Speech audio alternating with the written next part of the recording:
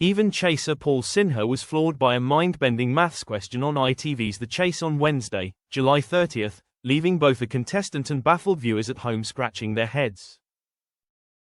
RAF pilot Andrew, 32, from Harrogate and currently living in Anglesey, was in the hot seat during Wednesday's episode when he and the Cinnamon were both stumped by a deceptively difficult brain teaser known as the birthday paradox. The tricky question posed by host Bradley Walsh was, how many people need to be in a room to give a 99.9% chance that two of them share the same birthday? The multiple choice options were 25, 50 or 75. Andrew chose 25, explaining, "I think it's one of those weird maths questions. It doesn't sound very distinctive, but it's an unusual number, so I went for the low." Even the usually razor-sharp Cinnamon was caught off guard and also answered 25. When the correct answer, 75, was revealed, a visibly shocked Bradley exclaimed, "No." Paul replied, "I knew it was low, so went for the lowest. I'd heard the fact before, but clearly not well enough." The moment left viewers reeling, with one taking to social media to admit, "Still don't understand the maths question." Another penned, "Is this the 1% club or the chase lol? That maths question was so hard." A third chimed in, "Anyone else feel thick at that maths one?"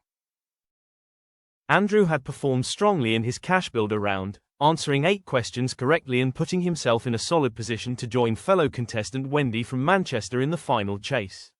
Wendy had already banked £2,000 after opting for the lower offer, and sailing through. But despite a good performance, Andrew's stumble on the maths question nearly cost him the round.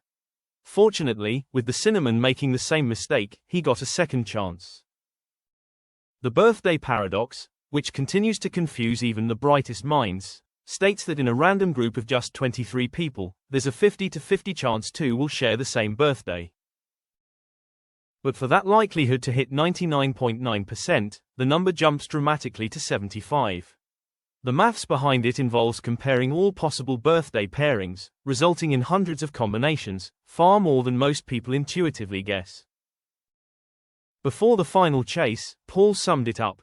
"What's interesting about this team is because of their terrible start, in losing 2 contestants, I don't think many of the viewers will have noticed how well they played in their cash builders, because they got 25 questions right. Super team by definition. I've managed to halve them, and because I've managed to halve them, I've made myself favorite for the final chase, but only slightly."